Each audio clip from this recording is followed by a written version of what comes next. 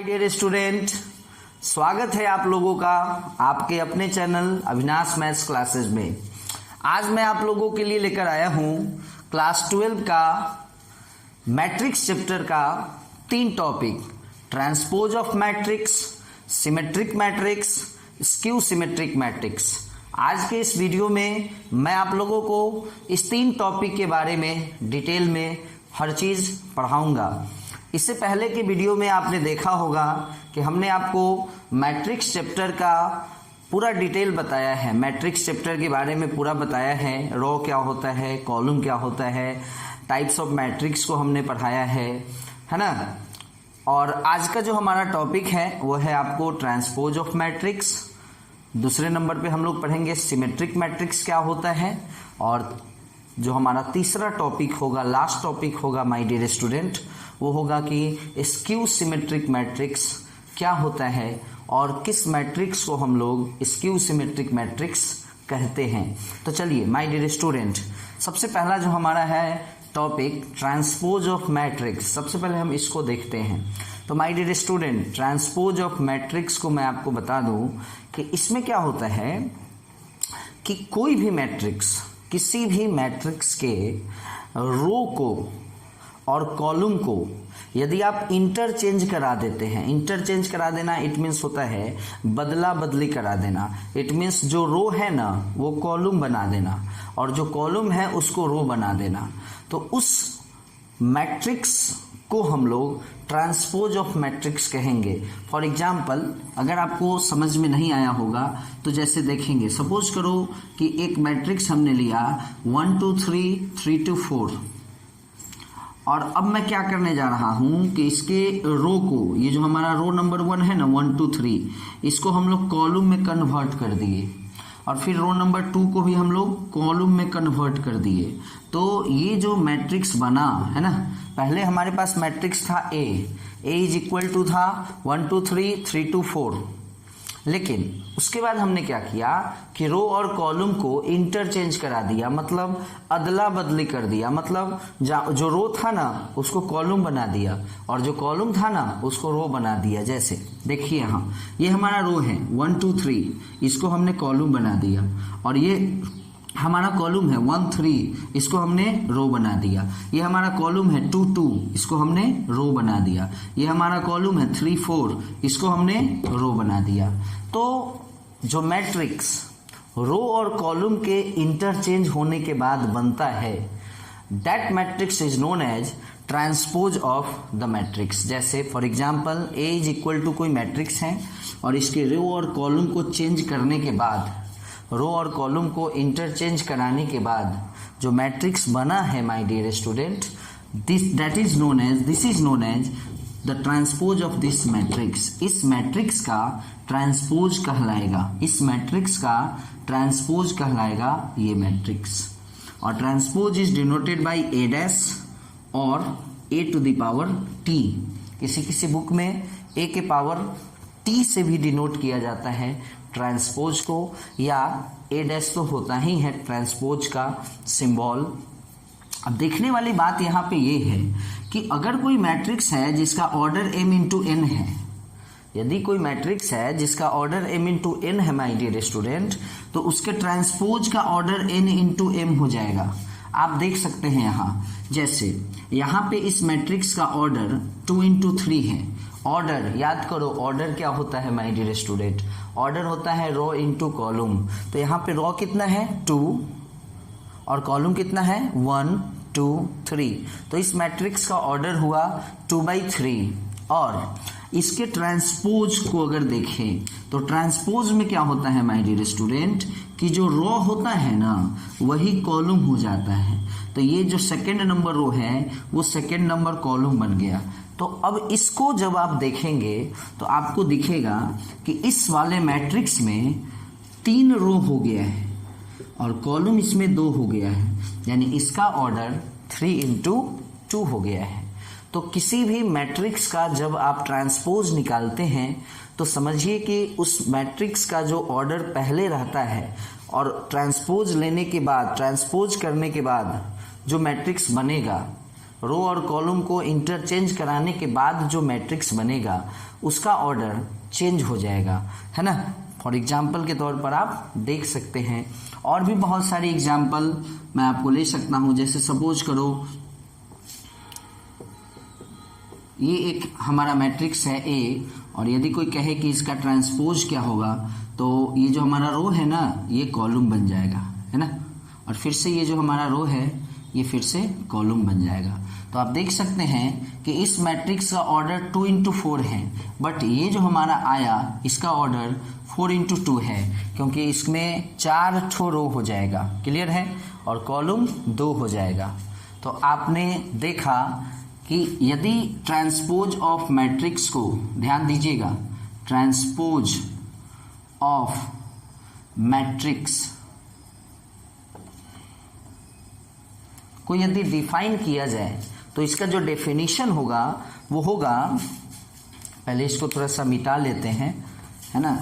Definition of transpose of matrix, तो आपने transpose के बारे में देखा कि रो और कॉलम इंटरचेंज हो जाता है ना।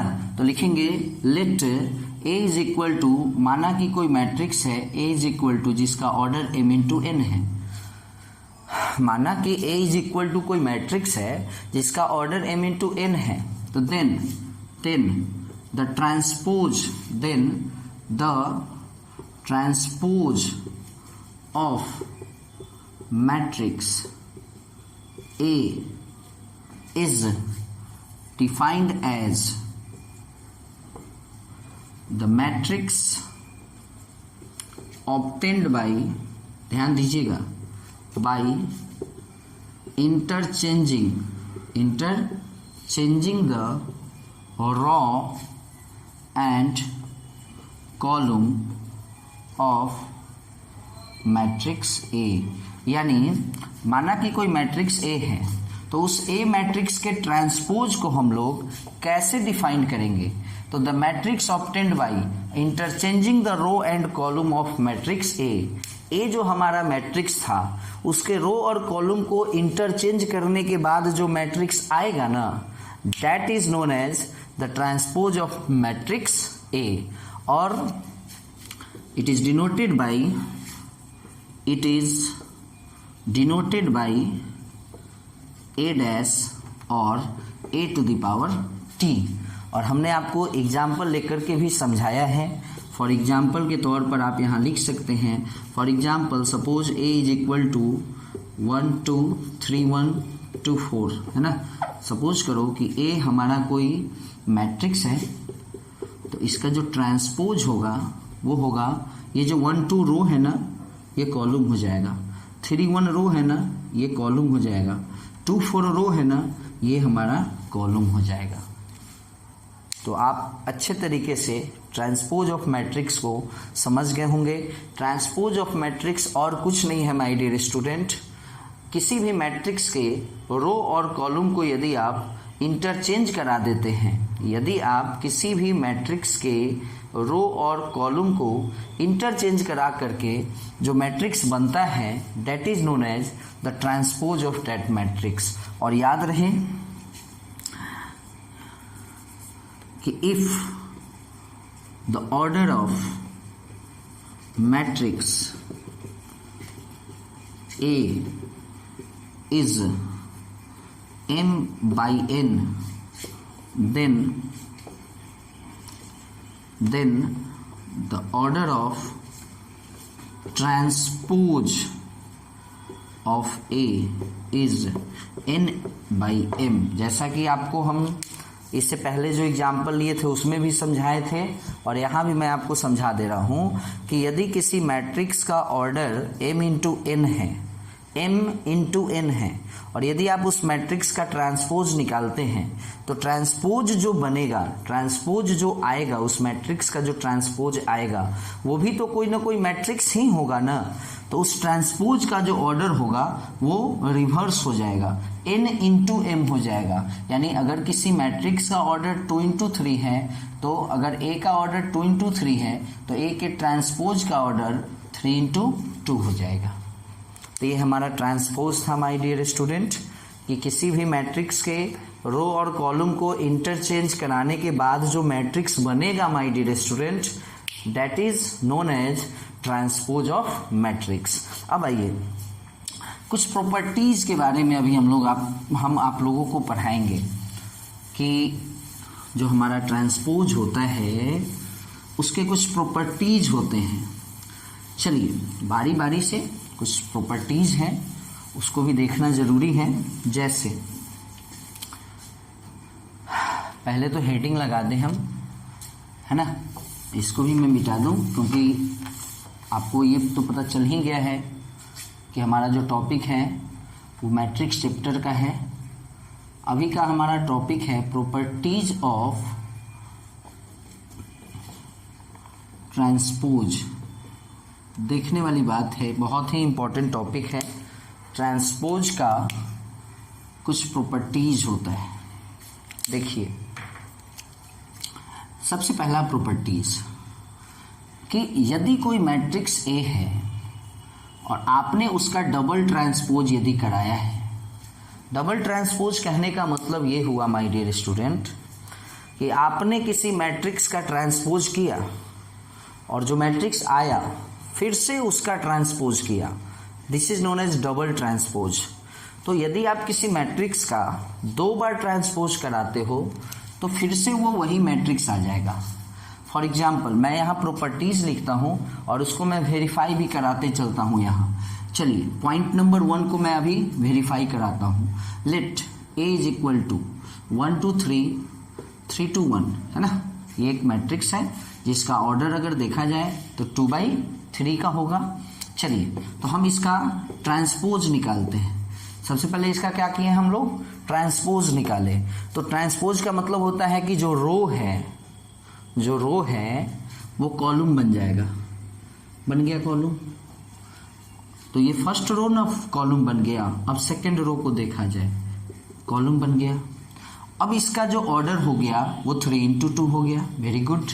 लेकिन जो हमारा पॉइंट नंबर 1 है, प्रॉपर्टीज नंबर 1 जो है हमारा ट्रांसपोज का, जो प्रॉपर्टीज नंबर 1 है वो क्या है कि 2 बार ट्रांसपोज कराना है। तो अभी हम लोगों ने 1 बार कराया है।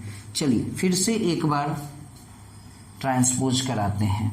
तो यानी फिर से 1 बार ट्रांसपोज कराना का मतलब ये हुआ कि जिसका ट्रांसपोज आप कराए हुए हैं ना, जैसे ये था, 1 बार आपने ट्रांसपोज किया तो ये हुआ। अब फिर इसका ट्रांसपोज करना है ना, यानी अब इसका ट्रांसपोज करना है। तो ये फिर से ये जो रो है ये कॉलम बन गया, कॉलम बन गया, और ये वाला रो फिर से कॉलम बन गया। तो फिर से आप देख सकते हैं कि ये जो मैट्रिक्स हुआ वो आपको 2×3 ऑर्डर का हो गया। और आप देख सकते हैं कि ये जो हमारा ए स्टार्टिंग में था ये फिर से यही चीज़ आ गया। तो आपने देखा कि अगर किसी मैट्रिक्स का हम ट्रांसपोज करते हैं और 1 बार और ट्रांसपोज करा दें, मैंने किसी मैट्रिक्स का ए का ट्रांसपोज किया, जो आया उसका फिर से ट्रांसपोज कराएंगे अगर, तो फिर से वही मैट्रिक्स आ जाएगा। ये प्रॉपर्टीज होता है किसी भी मैट्रिक्स का, जो है ना ट्रांसपोज का ये प्रॉपर्टीज है। तो उसको हमने यहाँ पे वेरीफाई भी कराया माय डियर स्टूडेंट, है ना। और भी बहुत सारे क्वेश्चन को आप कोई भी मैट्रिक्स ले लो और उसका बस 2 बार ट्रांसपोज कराओ, है ना, आप देखेंगे कि फिर से वही मैट्रिक्स आ जाएगा।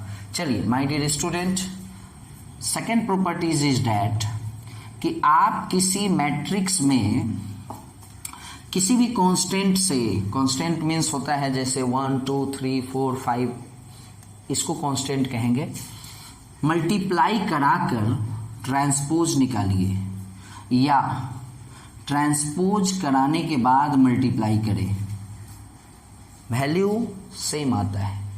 ये भी एक प्रॉपर्टीज है ट्रांसपोज का, प्रॉपर्टीज ऑफ ट्रांसपोज। चलिए इसको भी वेरीफाई करते हैं। Let A is equal to 1 2 4 3 2 1। तो हमने आपको क्या कहा कि आप किसी भी मैट्रिक्स में किसी कांस्टेंट से मल्टीप्लाई कराइए तब उसका ट्रांसपोज निकालिए। और एक तरफ हमने कहा कि आप पहले क्या करो कि ट्रांसपोज निकाल लो और तब उसमें उस कांस्टेंट से मल्टीप्लाई कराओ। अब ऐसा नहीं कि यहाँ पे 2 से मल्टीप्लाई करा देंगे और यहाँ से 3 से मल्टीप्लाई हो जाएगा, ऐसा कुछ नहीं है। दोनों ही साइड सेम कांस्टेंट से मल्टीप्लाई कराना है। तो चलिए मान लेते हैं कि इस कांस्टेंट को हमने मान लिया कि 2 है। तो चलिए यानी 2a का ट्रांसपोज हम एक साइड निकालने जा रहे हैं और एक साइड हम निकालने जा रहे हैं a के ट्रांसपोज को निकाल कर 2 से मल्टीप्लाई कर रहे हैं। देखिए दोनों अलग अलग बात है। एक चीज है कि हम पहले 2 से मल्टीप्लाई कराकर ट्रांसपोज निकालने जा रहे हैं और यहाँ है कि ट्रांसपोज निकाल कर 2 से मल्टीप्लाई कर रहे हैं और यहाँ था कि 2 से पहले मल्टीप्लाई होगा तब ट्रांसपोज होगा, बट दोनों ही साइड सेम वैल्यू आएगा, है ना। ये भी एक प्रॉपर्टीज है ट्रांसपोज का। तो चलिए देखते हैं। सबसे पहले क्या करते हैं कि 2a का वैल्यू निकालते हैं। तो 2a का वैल्यू याद रखें, ये हमारा a है तो 2a हो जाएगा 2, ये 4 हो जाएगा और ये जो हमारा 4 है ये 8 हो जाएगा, ये 3 है सो 6 हो जाएगा और ये जो 2 है वो 4 हो जाएगा और ये जो 1 है वो 2 हो जाएगा। और याद रहे अभी तो हम लोग केवल 2 से मल्टीप्लाई ही ना किए हैं, अभी इसका ट्रांसपोज करना बाकी है।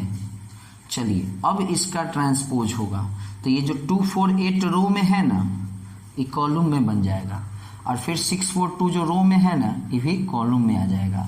तो ये हमारा हुआ 2a का ट्रांसपोज करके जो वैल्यू आया वो हुआ। क्लियर है। अब इस साइड क्या करना है कि पहले ट्रांसपोज करना है। चलिए तो सबसे पहले a का ट्रांसपोज निकाल लेते हैं। तो a का ट्रांसपोज कैसे निकलेगा, तो ये जो a है इसमें जो रो है उसको कॉलम बना देना है। 1 2 4 रो है कॉलम बन गया, फिर 3 2 1 रो है कॉलम बन गया। चलिए a ट्रांसपोज हो गया और उसके बाद 2 से इसी जो ट्रांसपोज जो आया है a का जो ट्रांसपोज आया है उसी में 2 से मल्टीप्लाई करा देना है। तो ध्यान दीजिएगा यहाँ 1 है तो 2 हो गया, 3 है तो 6 हो जाएगा, 2 है तो 4 हो जाएगा और यह 2 है तो 4 हो जाएगा और ये जो 4 है ना ये 8 हो जाएगा और ये जो 1 है ये 2 हो जाएगा। अब माय डियर स्टूडेंट थोड़ा ध्यान से देखिए, हमने यहाँ क्या किया है 2 से मल्टीप्लाई कराने के बाद ट्रांसपोज निकाला है और यहाँ ट्रांसपोज निकालने के बाद 2 से मल्टीप्लाई कराया है। बट आपको क्या लगता है दोनों अलग अलग चीज़ है? नहीं, दोनों ही चीज़ इक्वल हैं, यानी LHS और RHS इक्वल हुआ। तो ये आपका प्रॉपर्टीज नंबर 2 हुआ, ट्रांसपोज का प्रॉपर्टीज। अभी जो हमारा टॉपिक चल रहा है माय डियर स्टूडेंट वो क्या है, प्रॉपर्टीज ऑफ ट्रांसपोज है। चलिए आगे बढ़ते हैं, प्रॉपर्टीज नंबर 3 पे आते हैं। तो जो हमारा प्रॉपर्टीज नंबर 3 है वो भी आसान है एकदम, है ना। प्रॉपर्टीज नंबर 3 कहता है कि आप किसी भी 2 मैट्रिक्स को ऐड करके तब ट्रांसपोज निकालिए या दोनों का ट्रांसपोज निकालने के बाद ऐड कीजिए। ध्यान दीजिएगा वैल्यू सेम आएगा। LHS हमारा कुछ और है, यहाँ पे पहले 2 मैट्रिक्स आपको मानना होगा 1 2 3 4, है ना, और B इज इक्वल टू मान लो 3 - 1 2 5, है ना। 2 मैट्रिक्स का बात है ना, A और B दोनों का, इसलिए हम लोग A को भी मान लिए कुछ और 2 मैट्रिक्स ले लिए, A is equal to this, B is equal to this. अब आइए तो जो हमारा LHS है माय डियर स्टूडेंट वो आपको कह रहा है क्या कि पहले दोनों को ऐड करो और तब ट्रांसपोज करो। तो चलो पहले A + B निकालो। तो चलो निकालो, सबको पता है कि 2 मैट्रिक्स को हम लोग ऐड कर सकते हैं, उसमें एक कंडीशन होता है कि दोनों मैट्रिक्स का ऑर्डर सेम होना चाहिए तभी ऐड होगा और नहीं तो ऐड नहीं होगा। तो देखिए ये जो A मैट्रिक्स है ये 2/2 ऑर्डर का है और B जो मैट्रिक्स है ये भी 2/2 ऑर्डर का है, तो आराम से एडिशन हो जाएगा। चलिए ना, इतना बड़ा बॉक्स बेकारे ना बना दिए है तो इतना ही में बन जाएगा। ऐड करते हैं, कैसे ऐड होता है सो भी याद होगा आप लोगों को, है ना। 4 हो जाएगा, 2 में -1 ऐड करेंगे तो 1 हो जाएगा, और 3 में 2 को ऐड करेंगे 5 हो जाएगा, और 4 में 5 को ऐड करेंगे 9 हो जाएगा। तो आपने देखा कि A + B का वैल्यू ये आया। अब हमारा जो काम है ऐसा तो नहीं है कि A + B ही निकालना था, नहीं, ए प्लस बी निकालने के बाद हमको उसका ट्रांसपोज भी निकालना था। तो चलिए अब इसका ट्रांसपोज निकाल लेते हैं। 4 1, ये हमारा रो है, कॉलम बन गया, रो है, कॉलम बन गया। ये हमारा वैल्यू आया ए प्लस बी के ट्रांसपोज का। तो आपने यहाँ देखा कि हम यहाँ क्या किए हैं, पहले ऐड करके तब ट्रांसपोज निकाले हैं। अब आरएचएस में क्या करेंगे, आरएचएस में क्या करने जा रहे हैं, सो देखिए पहले ही ट्रांसपोज निकाल लेते हैं ए का। तो देखिए तनका ध्यान से देखिएगा, ये 1 2 है ना, ये 1 और 2 है ना, तो ये 1 और 2 हो गया। आई 3 या 4 है ना, तो ये 3 या 4 हो गया। ठीक उसी तरह से बी का भी ट्रांसपोज पहले ही निकाल लेते हैं। तो ये 3 - 1 है ना, रो में है ना, तो कॉलम हो जाएगा। आई 2 और 5 है ना, तो 2 और 5 हो गया।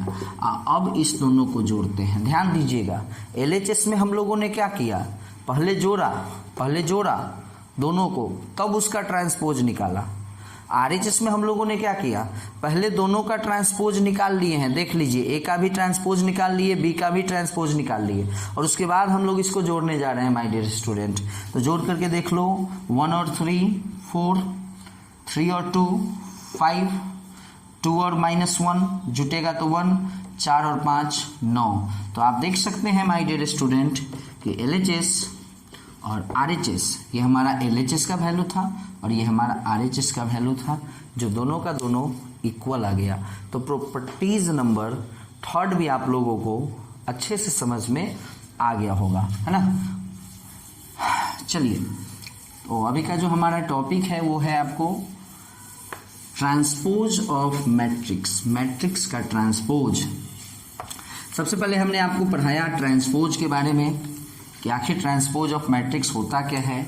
उसके बाद हमने आपको बताया कि किसी भी मैट्रिक्स का अगर ऑर्डर m × n है तो उस मैट्रिक्स के ट्रांसपोज का ऑर्डर पलट जाता है, n × m हो जाता है। उसके बाद अभी हम लोगों का जो टॉपिक अभी चल रहा है वो है आपको प्रॉपर्टीज ऑफ ट्रांसपोज के बारे में है। और जो चौथा हमारा प्रॉपर्टीज है वो ये है कि यदि आप किसी दो मैट्रिक्स को मल्टीप्लाई कराते हैं और उसका ट्रांसपोज निकालते हैं और एक तरफ आप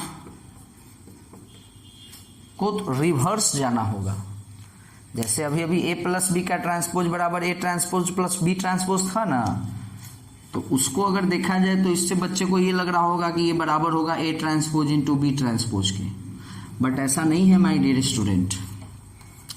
ए बी का जो ट्रांसपोज होगा वो बराबर होता है B transpose into A transpose को, और ये मल्टीप्लाई का केस है, और मल्टीप्लाई में नियम बदल जाता है माय डियर स्टूडेंट, है ना। चलिए, तो इसको भी हम लोग अभी वेरीफाई करके देखेंगे। चलिए, तो सबसे पहले हमें वैसा ही मैट्रिक्स लेना होगा जिसमें मल्टीप्लाई हो सके, क्योंकि आपको याद होगा मल्टीप्लाई में कुछ कंडीशन होता है, जिस तरह एडिशन में कोई खास कंडीशन नहीं है। दो मैट्रिक्स के एडिशन में याद करो कंडीशन बस यही है कि दोनों का ऑर्डर सेम होना चाहिए, लेकिन यहाँ वो कंडीशन नहीं है। यहाँ कंडीशन ये है कि ठीक है, ऑर्डर अगर सेम है, अगर ऑर्डर यहाँ पे सेम रखा जाए ए और बी का, तो मल्टीप्लाई होगा ही नहीं। यहाँ पे कंडीशन ये होता है कि जैसे मान लीजिए ए में बी से मल्टीप्लाई कराना है, और सपोज करो कि ए का ऑर्डर है 2 × 3, तो याद रखिएगा बी का ऑर्डर 3 × 2 होना चाहिए, यानी कहीं ना कहीं ये दोनों सेम होना चाहिए। ये नियम आप लोगों को पढ़ाया गया है, हमारा वीडियो है, याद कीजिए। ऑपरेशन ऑन मैट्रिक्स, मैट्रिक्स के ऑपरेशन का वीडियो।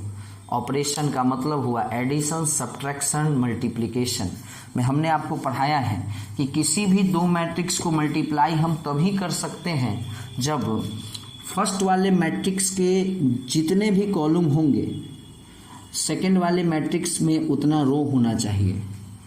फर्स्ट वाले मैट्रिक्स में जितना कॉलम होगा ना, सेकंड वाले मैट्रिक्स में उतना रो होना चाहिए। जैसे मान लीजिए हम बी ए को देखते हैं, इसी क्वेश्चन में ए से बी में मल्टीप्लाई तो होगा, लेकिन बी ए को देखते हैं तो बी का ऑर्डर क्या है 3 इंटू 2 है और ए का ऑर्डर क्या है 2 इंटू 3 है, तो ये भी मल्टीप्लाई हो जाएगा क्योंकि बी में कॉलम कितना है 2 और ए में रो कितना है 2, तो मल्टीप्लाई हो जाएगा, है ना। तो आपको मैं बता दूं एक चीज़ और कि कोई भी दो मैट्रिक्स में मल्टीप्लाई होने के लिए क्या होना ज़रूरी है, वो तो समझ में आ गया आप लोगों को, ये दोनों सेम होना चाहिए। दूसरा कि मल्टीप्लाई करके जो मैट्रिक्स आएगा ना, मल्टीप्लाई करने के बाद जो मैट्रिक्स आएगा उसका ऑर्डर 3 यहाँ पे 3 और 3 है तो 3 इंटू 3 ही होगा। लेकिन खैर जो भी हो, अभी एक एग्जाम्पल लिया जाए जिसमें मल्टीप्लाई किया जा सकता हो। 1 2 3 1 और बी को ले लो 3 1 2, कुछ भी ले लो 2। चलिए, तो एक तरफ हमारा जो LHS है, पहले तो LHS का काम करेंगे। LHS कहता है कि AB पहले निकालिए, A में B से मल्टीप्लाई कीजिए।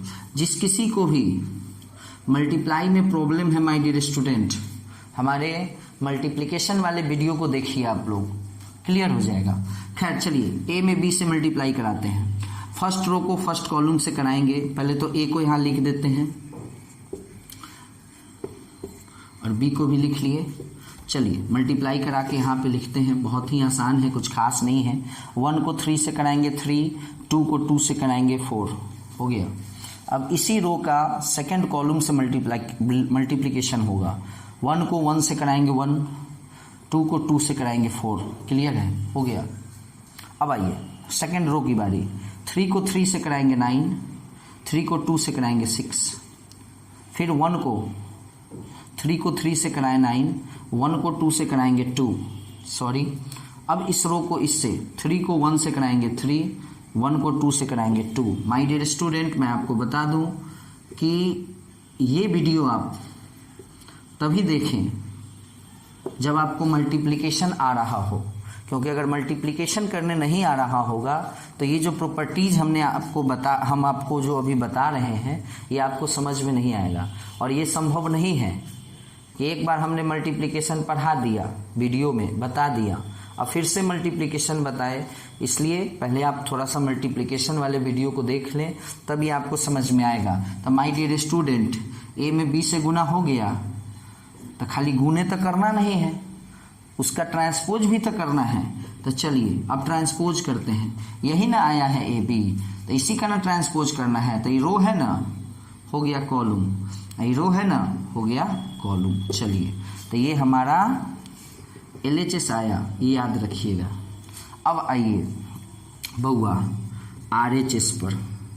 RHS कहता है कि B transpose into A transpose, बड़ी आसान है। यहाँ पहले B ट्रांसपोज लिखेंगे, यहाँ A ट्रांसपोज लिखेंगे, तो बउआ B यही ना है, इसका ट्रांसपोज करते हैं। 3 एक रो में है, 3 एक कॉलम में चला गया, 2 रो में है, कॉलम में चला गया, हो गया ट्रांसपोज हो गया। अब A का ट्रांसपोज करते हैं, तो A 1 और 2 रो में है ना, कॉलम हो गया, और 3 और 1 रो में है ना, तो ये भी क्या हो गया, कॉलम हो गया।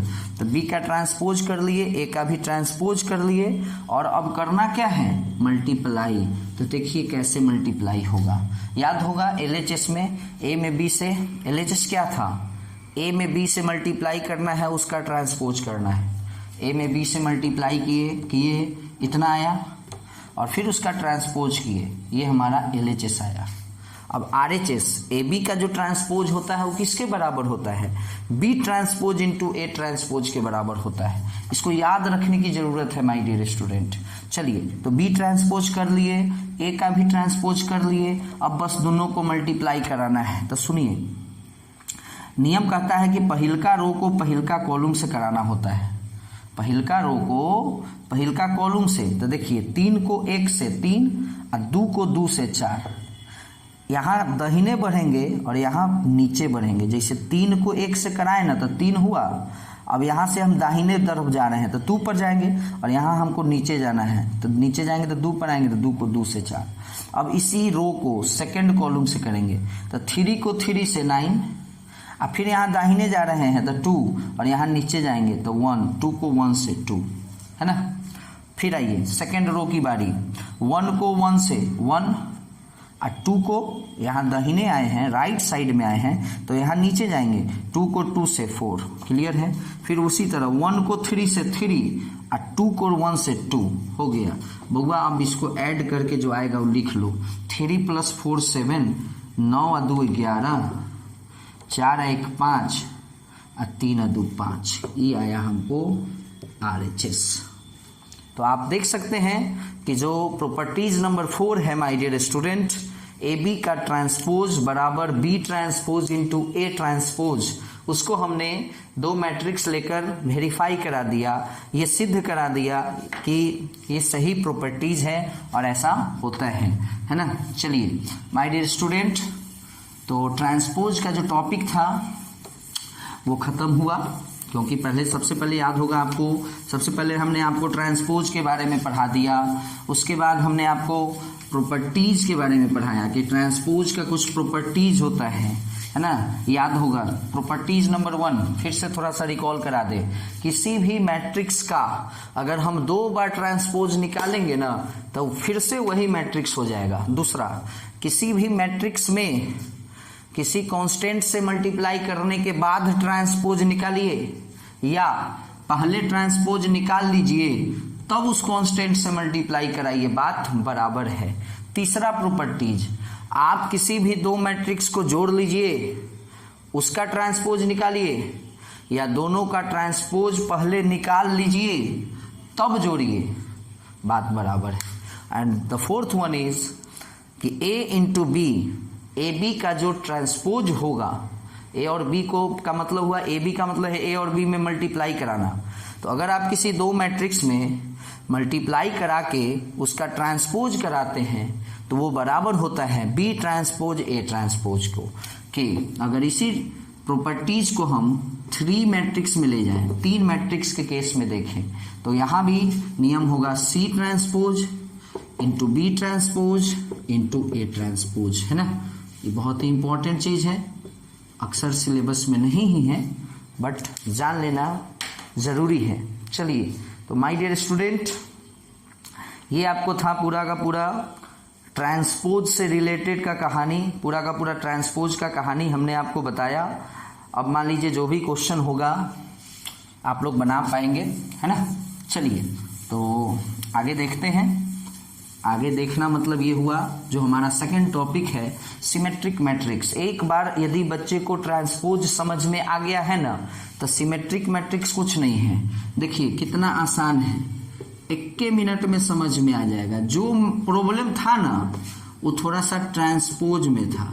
सिमेट्रिक मैट्रिक्स देखिए ना कितना जल्दी समझ में आता है। देखिएगा लिखने जा रहे हैं, ए स्क्वायर मैट्रिक्स, यानी कान खोल के सुन लीजिए कि सिमेट्रिक तभी होगा जब स्क्वायर होगा। फिर गलत नहीं समझ लीजिएगा, हम ही नहीं कह रहे हैं कि स्क्वायर मैट्रिक्स होगा तो सिमेट्रिक मैट्रिक्स हो जाएगा, नहीं। हम ही कह रहे हैं कि सबसे पहले तो उसको स्क्वायर मैट्रिक्स होना ही चाहिए। अब ऐसा नहीं है कि स्क्वायर है, जैसे ही देखे स्क्वायर बस बोल दिए सिमेट्रिक, ऐसा कुछ नहीं है। चलिए पहले देख लेते हैं। Square matrix is said to be symmetric. किसी भी स्क्वायर मैट्रिक्स को हम सिमेट्रिक मैट्रिक्स तभी ये कहेंगे जब हम उस स्क्वायर मैट्रिक्स का ट्रांसपोज निकालेंगे। ध्यान दीजिएगा, हम उस स्क्वायर मैट्रिक्स का ट्रांसपोज निकालेंगे और फिर से वह वही मैट्रिक्स आ जाएगा। 2 बार ट्रांसपोज निकालने पर तो कोनो मैट्रिक्स फिर से वही मैट्रिक्स बन जाता है। लेकिन सिमेट्रिक मैट्रिक्स एक ऐसा मैट्रिक्स है जिसका मात्र 1 बार ट्रांसपोज निकालना है, अब वही मैट्रिक्स हो जाना चाहिए, फिर से वही चीज आ जाए। तो उस तरह के मैट्रिक्स को हम लोग सिमेट्रिक मैट्रिक्स बोलते हैं। उस तरह के मैट्रिक्स को हम लोग सिमेट्रिक्स मैट्रिक्स बोलते हैं, है ना। और इसमें याद रखें कुछ रूल्स होता है ना। जैसे कोई भी सिमेट्रिक मैट्रिक्स का सबसे पहला तो रूल ये है कि निश्चित वह स्क्वायर मैट्रिक्स होना चाहिए। हम ये नहीं कह रहे हैं कि कोई भी स्क्वायर मैट्रिक्स है तो वो सिमेट्रिक मैट्रिक्स होगा। मैंने ऐसा नहीं बोला कि कोई भी स्क्वायर मैट्रिक्स है तो वो सिमेट्रिक मैट्रिक्स होगा, ऐसा हमने नहीं बोला। लेकिन मैं ये जरूर बोल रहा हूं कि सिमेट्रिक तभी होगा जब स्क्वायर होगा। दूसरा नियम ये कहता है कि ए आई जे जो होगा ना, ए आई जे समझते हैं आप लोग? अरे कोई भी एलिमेंट मैट्रिक्स का जो रिप्रेजेंटेशन होता है, A11, A12, A13, याद आ रहा है? A21, A22, A23, A31, A32, A33, ये सब होता है ना जी। तो इसी को ना बोलते हैं ए आई जे हो जाएगा ये सब, है ना। तो कोई ए आई जे जो होगा ना और ए जे आई जो होगा, थोड़ा ध्यान दीजिएगा, यहाँ थोड़ा बड़ी काम का चीज़ है ये, सबसे इम्पोर्टेंट यही चीज़ है। ए आई जे हमने कहा और यहाँ हमने कह रहा है ए जे आई, हमने यहाँ कहा ए जे आई, दोनों बराबर होना चाहिए। जैसे ये A12 और A21, ए आई जे, और वही चीज़ यहाँ पलट जाएगा जे आई, यानी 1 2 पलट गया 2 1। हमेशा याद रहे, हमेशा ये दोनों वैल्यू सेम रहना चाहिए। ठीक उसी तरह से A13 का पलटा हुआ क्या हो जाएगा 3 1, ये दोनों भी सेम होना चाहिए। तो जितना भी रेड कलर वाला जो हम आपको बना रहे हैं सर्कल, इतना ही समझिए कि ये इसके बराबर होना चाहिए, इसके बराबर ये होना चाहिए और इसके बराबर ये वैल्यू होना चाहिए। और अब आप कहिएगा कि सर ये क्या होना चाहिए? तो भैया तीसरा रूल कहता है ना कि डायगोनल एलिमेंट कुछ भी हो, कोई दिक्कत नहीं है। चलिए, अब हमको मन है कि हम एक सिमेट्रिक मैट्रिक्स 3 ऑर्डर का लिखें, है ना। हम एक सिमेट्रिक मैट्रिक्स, अब देखिए कैसे आप लिख लीजिएगा। इस 3 रूल को अगर याद रखते हैं आप, तो अपने मन से आप सिमेट्रिक मैट्रिक्स कैसे लिख पाएंगे, थोड़ा सा देखना है। तो कोई भी सिमेट्रिक मैट्रिक्स लिखने से पहले एक चीज़ याद रखना है। सबसे पहले नीचे से स्टार्ट करते हैं कि डायगोनल एलिमेंट को आपको कोई रेस्ट्रिक्शन यहाँ पे नहीं है कि क्या होना चाहिए और क्या नहीं होना चाहिए। आपको जो मन में आ रहा है आप डायगोनल एलिमेंट लिख सकते हैं। This is known as diagonal element. इसको हम लोग प्रिंसिपल डायगोनल के नाम से जानते हैं। डायगोनल एलिमेंट इसको बोलते हैं। ये जो एलिमेंट है वो डायगोनल पे है ना, तो इसलिए डायगोनल एलिमेंट। अब आइए, स्क्वायर मैट्रिक्स तो होना ही चाहिए, इसलिए हमने बोला 3x3 ऑर्डर का बनाइए, या 2x2 ऑर्डर का बनाइए, या 4x4 ऑर्डर का बनाइए। सिमेट्रिक मैट्रिक्स कभी भी होगा तो उसमें नंबर ऑफ रो और नंबर ऑफ कॉलम इक्वल होंगे, याद रखिएगा। चलिए खैर, उसके बाद ये जो हमारा रूल है इसको फॉलो करना है। ए आई जे बराबर ए जे आई, मतलब A12 और A21 हमेशा सेम रहेगा। यानी अगर यहाँ 4 लिखे ना तो यहाँ 4 लिखाएगा।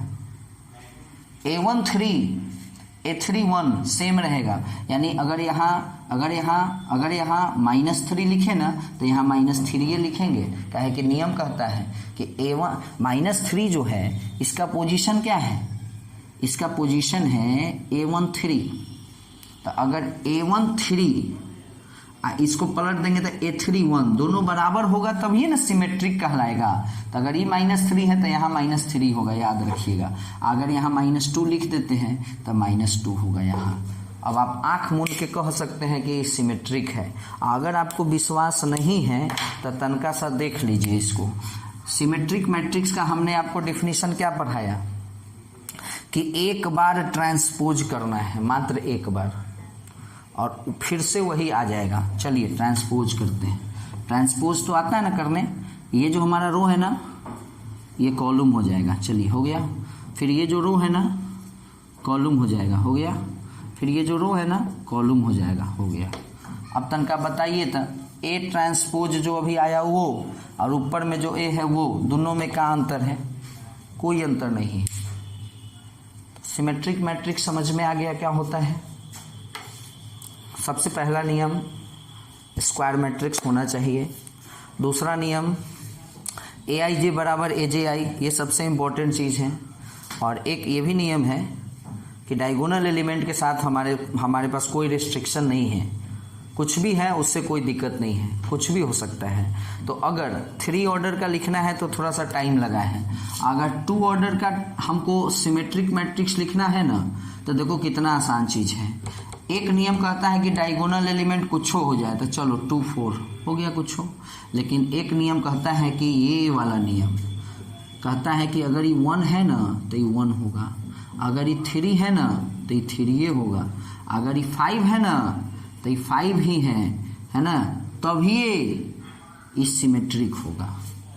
आप इसका ट्रांसपोज निकाल के देख ना लीजिए, फिर से यही मैट्रिक्स आ जाएगा। चलिए माय डियर स्टूडेंट, मैं विश्वास करता हूं कि आप लोगों को सिमेट्रिक मैट्रिक्स समझ में अच्छे तरीके से आ गया होगा। अब जो हमारा आज के वीडियो का जो लास्ट टॉपिक है, स्क्यू सिमेट्रिक मैट्रिक्स, चलिए इसको देखते हैं। बहुत ही आसान है। हमने आपको कहा था कि इस तीनों टॉपिक में जो मेन काम है, मेन है ट्रांसपोज को समझना। एक बार ट्रांसपोज समझ में आ गया ना तो कुछ नहीं है उसके बाद। स्क्यू सिमेट्रिक देखो कितना आसानी तरीके से समझ में आएगा। स्क्यू सिमेट्रिक्स ये तो और कुछ नहीं है। जिस तरह ए का ट्रांसपोज ए हुआ था ना, कोई भी स्क्वायर मैट्रिक्स, इसके भी डेफिनेशन में लिखेंगे, square matrix, square matrix is said to be skew symmetric, said to be skew symmetric, है ना। किसी भी स्क्वायर मैट्रिक्स को हम स्क्यू सिमेट्रिक कब कहेंगे? जब हम उसका ट्रांसपोज निकालेंगे और वह a के बराबर ना आके इस बार -a के बराबर आना चाहिए। -a कहने का मतलब ये हुआ कि अगर कोई मैट्रिक्स है जिसका एलिमेंट है 2, तो उस 2 के जगह पे -2 आ जाएगा। और अगर कोई मैट्रिक्स है जिसका एक एलिमेंट -3 है, तो -3 की जगह पर +3 आ जाएगा। निगेटिव हो जाना चाहिए। तो इसमें भी 3 रूल इसमें भी हम लगा देते हैं। पहला रूल कि भैया स्क्वायर तो होना चाहिए, बिना स्क्वायर मैट्रिक्स के स्क्यू सिमेट्रिक मैट्रिक्स हो ही नहीं सकता है। दूसरा AIJ बराबर AJI, लेकिन निगेटिव टर्म हो जाएगा, याद रखिएगा। और तीसरा जो इसमें नियम है वो ये है कि डायगोनल एलिमेंट हमेशा हमेशा 0 होगा। ध्यान दीजिएगा, डायगोनल एलिमेंट हमेशा 0 होगा, 0। कोई भी स्क्यू सिमेट्रिक्स मैट्रिक्स होंगे ना, उसमें डायगोनल एलिमेंट 0 ही होंगे। जैसे 2 ऑर्डर का पहले लिखते हैं, 0 0 डायगोनल एलिमेंट हो गया, यहाँ 2 है तो यहाँ -2 है। अब आप देखिए इसका ट्रांसपोज निकालकर, ट्रांसपोज 0 2 रो है तो कॉलम बना दिए, और फिर ये रो है तो ये कॉलम बना दिए। अगर आप देखें तो ये ए ही तो है, लेकिन माइनस अगर बाहर निकाल लें तो, जैसे 0 में से अगर हम माइनस बाहर निकाल भी ले तो 0 ही बचेगा। लेकिन 2 में से 2 में, है ना, इसका जो ट्रांसपोज ये आया ना, तो ये आया। अब इसी को देखिए, 0 का माइनस अगर बाहर भी निकल गया तो 0 ही बचेगा। -2 का माइनस बाहर निकल गया तो 2 बचेगा, और 2 का माइनस बाहर निकल गया तो -2 हो जाएगा, फिर 0। यानी ये फिर से यही बन जाएगा। जाओ कब? जब माइनस बाहर ले लेंगे तब। यानी हमने क्या देखा कि a का ट्रांसपोज -a के बराबर आ जाएगा। तो हम कह सकते हैं कि ये क्या है? स्क्यू सिमेट्रिक है। चलिए एक 3 ऑर्डर का अगर आपको लिखना है स्क्यू सिमेट्रिक मैट्रिक्स, तो सबसे पहला काम तो आप ये कीजिए कि डायगोनल एलिमेंट को 0 कर लीजिए। कर लिए? अब यहाँ अगर -2 लिखे हैं ना तो यहाँ 2 लिखिए, याद है ना ये वाला रूल। बराबर होगा मैग्नीट्यूड में बट साइन अपोजिट होगा। अगर यहाँ 3 लिखे हैं ना तो यहाँ 3 तो होगा लेकिन माइनस में, यहाँ -1 लिखे हैं ना तो यहाँ -1 नहीं होगा, 1 होगा। ये स्क्यू सिमेट्रिक मैट्रिक्स है। तो माय डियर स्टूडेंट, आप लोग स्क्यू सिमेट्रिक मैट्रिक्स को भी अच्छे तरीके से समझ में आ गया होगा, आप लोगों को कोई प्रॉब्लम नहीं हुआ होगा, हर चीज समझ में आ गया होगा। अब आप लोग आराम से इस एक्सरसाइज से रिलेटेड जो भी क्वेश्चन होंगे आप उसको बना सकते हैं। उसके बाद एक चीज मैं आपको बता दूं, कोई भी matrix for N E square matrix A, किसी भी स्क्वायर मैट्रिक्स ए के लिए यह नियम है कि ए में अगर ए ट्रांसपोज को ऐड करेंगे ना तो जो आएगा वह सिमेट्रिक मैट्रिक्स होगा, याद रखिएगा।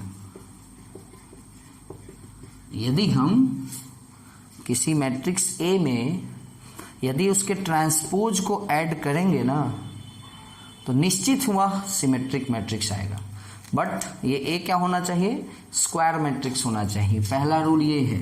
और दूसरा रूल है कि अगर किसी स्क्वायर मैट्रिक्स में से अगर उसके ट्रांसपोज को हम माइनस करेंगे तो निश्चित ही स्क्यू सिमेट्रिक आएगा। ये सब रूल है ना, स्क्यू सिमेट्रिक मैट्रिक्स आएगा। अब देखिए, एक क्वेश्चन होता है कि आपको एक मैट्रिक्स दे दिया, थोड़ा जल्दी से देख लें। क्वेश्चन है कि express the matrix this as the sum of symmetric as well as skew symmetric, है ना। ए धर्मवीर, ये क्या ठकर ठकर हो रहा है, देखो तो तनी जल्दी देखो।